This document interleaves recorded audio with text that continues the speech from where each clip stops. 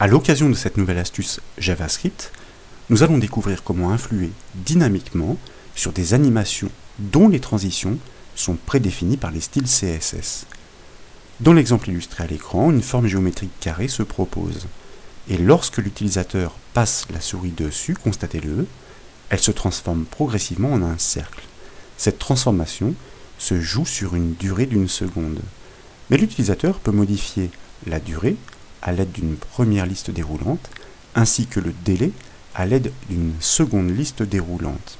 Et dès lors, s'il clique sur le bouton Modifier, il influe sur les propriétés CSS de cette transition par le code JavaScript. Et en effet, s'il pointe de nouveau sur la forme géométrique, remarquez-le, elle change toujours pour devenir un rond, mais en respectant ces nouveaux paramètres de durée, de délai, pour une animation plus lente et plus progressive.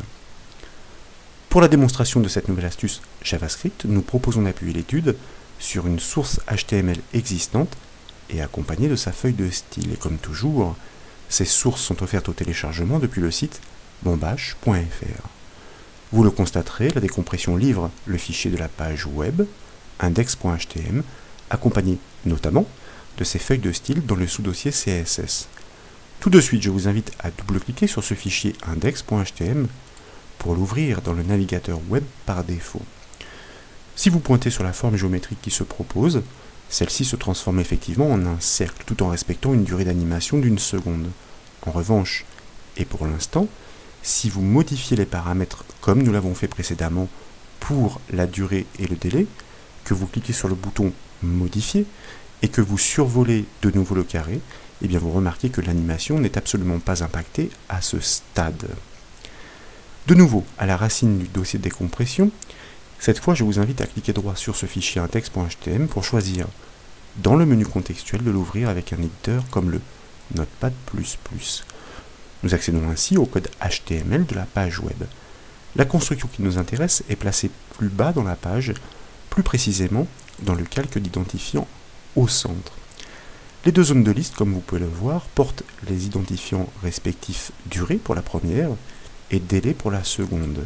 Ces noms d'objets sont importants pour pouvoir piloter ces zones par le code JavaScript, notamment pour prélever les réglages qu'elles portent. Le bouton, quant à lui, est placé légèrement plus bas, donc dans une balise fort logiquement button, et donc il appelle, comme vous pouvez le voir, au clic, on-click, la fonction JavaScript modif propre. Et cette fonction existe déjà dans la section de script qui est placée en bas de la page web. Mais naturellement, elle est vide à ce stade.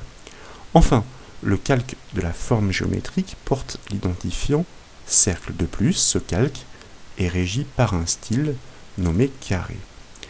Pour poursuivre la découverte à la racine du dossier de décompression de nouveau, cette fois je vous invite à double-cliquer sur le sous-dossier CSS pour l'ouvrir, et dès lors nous allons cliquer droit sur la feuille de style les styles CSS pour choisir comme précédemment de l'ouvrir avec un éditeur comme le Notepad++. Vous pouvez constater la présence du style associé au calque d'identifiant cercle. Il définit la transformation à réaliser au passage de la souris sur la forme géométrique grâce à son gestionnaire d'événements Hover.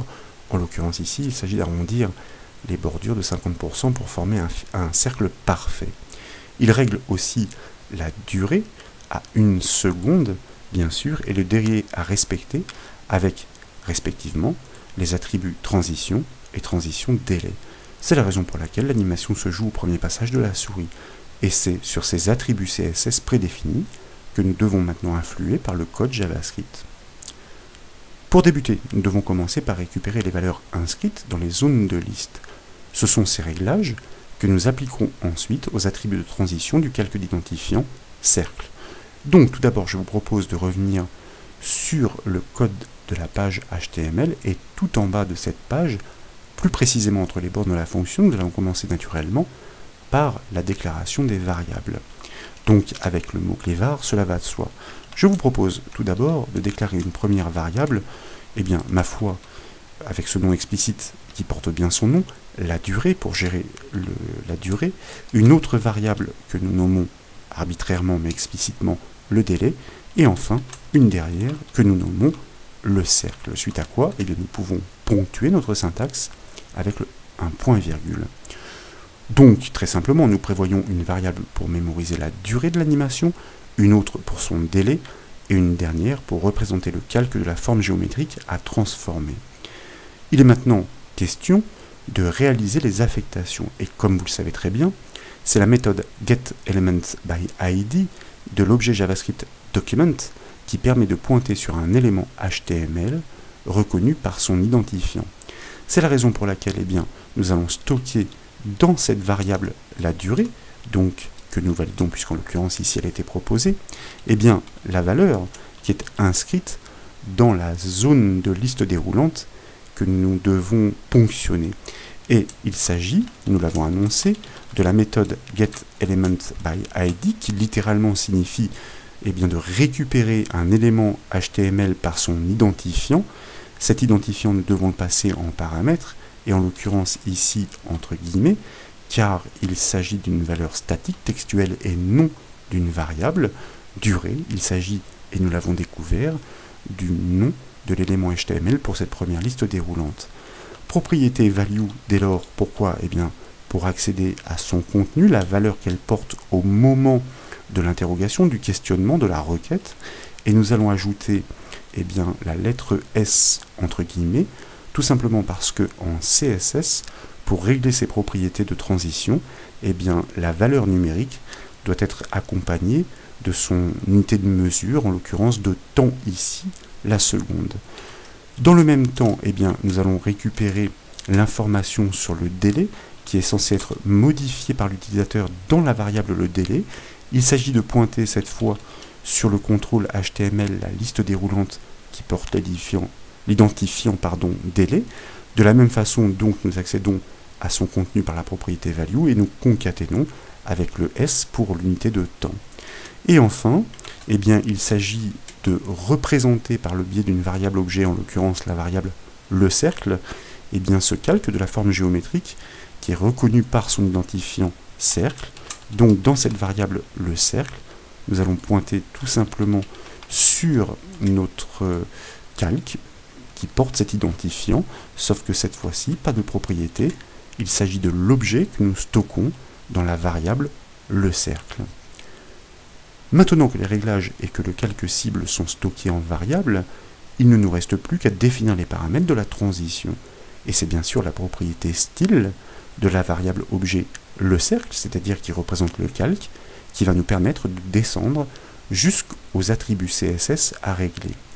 Pour cela, donc, à la suite du code, nous exploitons notre variable objet le cercle, nous appelons sa propriété style pour pouvoir descendre hiérarchiquement jusqu'à ses attributs CSS, et donc en l'occurrence par le code JavaScript ici pour la durée, il s'agit de l'attribut transition duration que nous allons fixer sur ma foi la valeur que nous avons ponctionnée, prélevée et stockée dans la variable la durée, et nous allons faire ensuite de même ou pratiquement de même pour pouvoir fixer le délai avec l'attribut CSS transition delay, et donc en fonction de la valeur que nous avons stockée dans la variable le délai.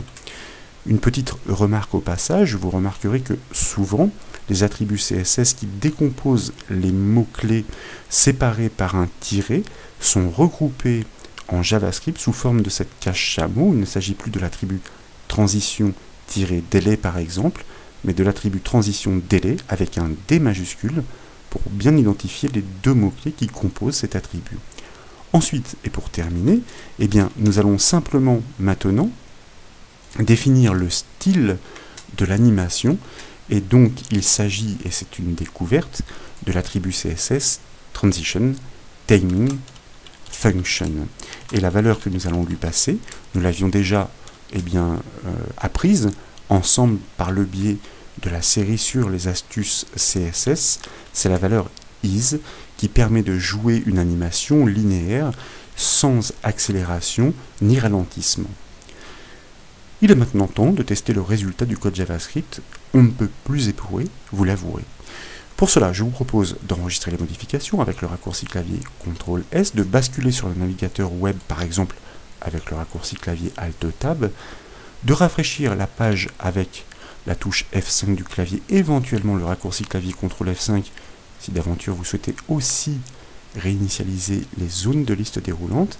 Et puis je vous propose dans la première liste de choisir pourquoi pas une durée de 10 secondes et dans la seconde pourquoi pas un délai de 2 secondes. De cliquer sur le bouton modifier pour influer directement par le code JavaScript sur les attributs CSS, puis de pointer sur la forme géométrique pour constater qu'elle reste figée, mais qu'effectivement au bout de 2 secondes, elle débute sa transformation pour rejoindre la forme géométrique d'un cercle sur une durée de 10 secondes telle que nous l'avons paramétrée, donc dynamiquement. Voilà pour cette nouvelle astuce JavaScript, j'espère qu'elle vous a plu. Si c'est le cas, comme toujours, je compte sur vous pour mettre un petit j'aime à la vidéo. Et comme vous le savez, vous pouvez retrouver toutes les astuces, mais aussi toutes les formations sur le site bombash.fr. Je vous remercie.